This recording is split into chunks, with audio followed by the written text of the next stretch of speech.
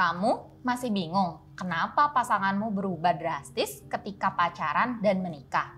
Yuk langsung aja kita tanya psikolog dari Parency, ada Kak Robani Aulia. Kita tanya-tanya yuk. Halo, selamat sore Kak Bani. Gimana nih kabarnya Kak? Alhamdulillah baik. Oke, berarti udah siap ya untuk ngobrol-ngobrol bareng teman-teman dari Bisnis Muda ya Kak Rabani hari ini? Siap. Oke, nah mungkin nih Kak Rabani, kan teman-teman tuh ada yang masih bertanya-tanya ya, atau kayak masih bingung nih ketika pacar kita yang tiba-tiba misal mungkin menikah gitu ya, tapi ternyata sikapnya itu berubah. Nah, menurut Kak Rabani sendiri itu umum nggak sih sebenarnya, atau ada yang salah nih Kak sebenarnya? Jadi pacaran tuh baik gitu ya mungkin ya gitu kan, terus pengertian gitu, terus tapi ketika pas menikah ternyata berubah gitu ya, tidak seperti yang ketika lagi masih pacaran. Nah terus umum nggak ya gitu? Sebenarnya umum banget. Kenapa? Karena memang ketika masa-masa pacaran itu biasanya seseorang itu menampilkan perilaku yang nice gitu kan, perilaku yang memang bertujuan untuk memikat, mengambil daya tarik, kemudian juga jadinya perlu hal-hal baik yang memang dikeluarkan. Terus apakah setelah menikah terus jadi tidak baik? Enggak juga. Mungkin ada beberapa sifat-sifat yang ketika pacaran itu keluarnya tuh nggak begitu banyak gitu. Misalnya nyebelinnya gitu nggak terlalu banyak nih gitu kan. Ternyata pas lagi masih sudah menikah, nyebelinnya tuh jadi lebih banyak. Atau bisa juga memang perubahan atau memang karakter-karakter tertentu yang tidak ditemui ketika masih pacaran. Misalnya nih gitu, ketika masih pacaran kita nggak tahu nih kalau pasangan kita itu setelah mandi anduknya ditaruh sembarangan gitu kan, ditaruh di kasur gitu aja, nggak dijemur lagi gitu kan. Nah itu sebenarnya karakter-karakter yang mungkin kita nggak mengenali itu ketika masih pacaran gitu kan, tidak terdeteksi lah ya gitu kan ketika masih pacaran. Baru ketika sudah menikah baru kelihatan, terus di generalize bahwa kamu tuh orangnya mungkin nggak rapi, nggak ini gitu. Jadi perubahan yang mungkin ada di pacaran, terus kemudian ketika menikah itu berbeda, itu umum sekali terjadi, bisa aja gitu. Oke, sebenarnya umum ya, cuman karena mungkin nggak ditunjukkan di awal, akhirnya kayak kita tuh kaget gitu dengan perubahan-perubahan yang tadi Kak Bani bilang. Nah, di sini juga sudah ada nih Kak Bani pertanyaan di kolom chat dari Kie Himami. Halo Bu Bani. Halo. Jadi pertanyaan saya gini, kadang kan sering kalau kita udah nikah tuh ternyata pasangan nih lebih mentingin keluarganya, dalam artian kalau udah urusan kaitan dengan keluarganya berkorban aja, mau masalah uang ke waktu ke, padahal kita udah jelasin nih kita punya keluarga sendiri loh sekarang, ada yang harus diprioritasin. Kenapa? Gimana sih nyadarinya nggak usah habis-habisan buat keluarga kamu loh, sekarang kita aja tuh masih banyak prioritas lain nih, kayak gitu sih Kak. Oke, jadi gimana gitu ya sikap kita gitu ya, kalau tadi lihat dari pertanyaannya gimana sikap kita menghadapi seperti ini. Gimana ya kita menyikapi, sebenarnya kita perlu tahu dulu sih keluarga gitu ya, arti keluarga buat pasangan kita itu seperti apa sih.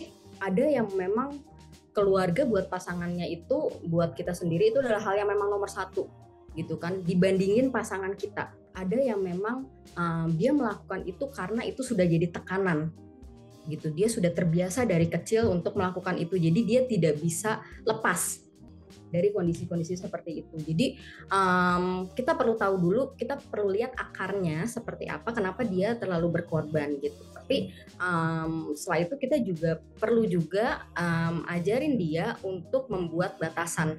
Secara knowledge mungkin kita udah kasih tahu ya gitu kan, bahwa kita tuh punya pasangan loh gitu kan, kamu tuh juga harus mentingin pasangan kita, mentingin keluarga inti kecil kita ini gitu kan, jangan mikirin yang lain terus gitu. Tapi dia tahu, tapi mungkin dia sulit untuk melakukan itu gitu. Jadi kita bisa bantu dia kasih batasan, atau kita yang kasih batasan gitu kan. Misalnya aku mau ngasih mamah ya gitu, aku mau ngasih orang tua ya, oke, uang kamu ada berapa, misalnya ada 1 juta, oke boleh nggak kalau kamu ngasihnya 500 dulu, 500-nya kita keep untuk kita. Dia nggak harus di stop tiba-tiba gitu kan, tapi kita juga bantu dia untuk mulai membangun batasan-batasan itu sendiri.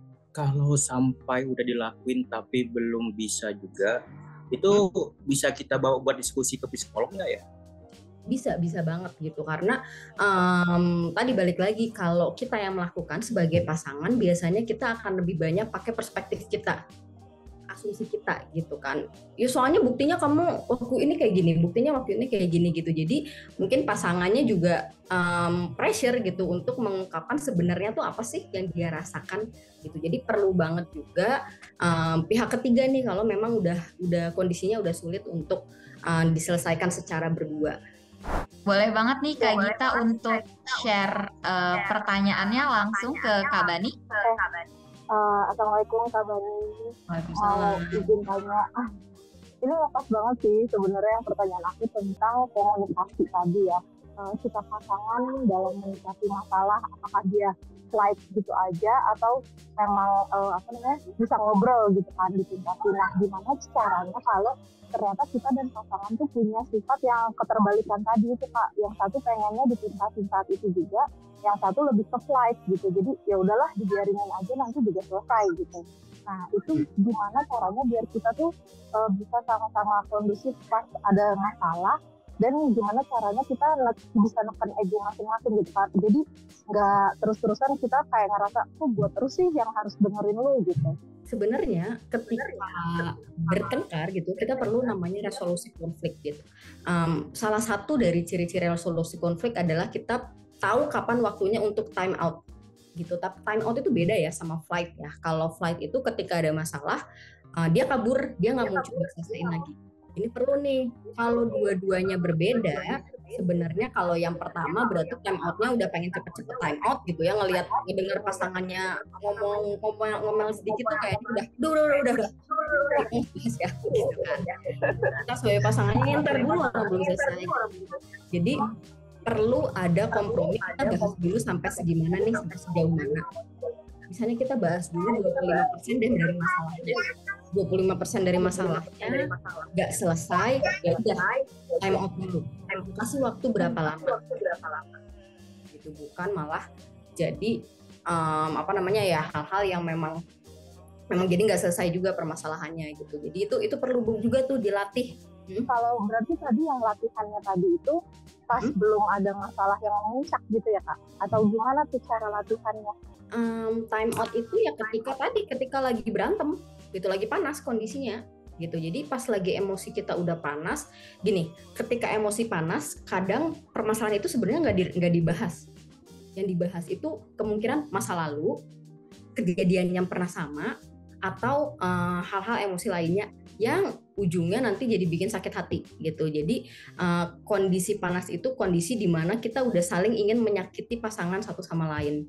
Perlu kita kenal diri kita dulu, kita juga orangnya seperti apa. Kalau kita memang orangnya reaktif dan pasangan juga orangnya yang sangat tidak reaktif, jadi pada nggak nyampe gitu ya, atau kayak yang ini gimana sih, yang kenapa kayak gini, ya sih kamu lebay gitu kan.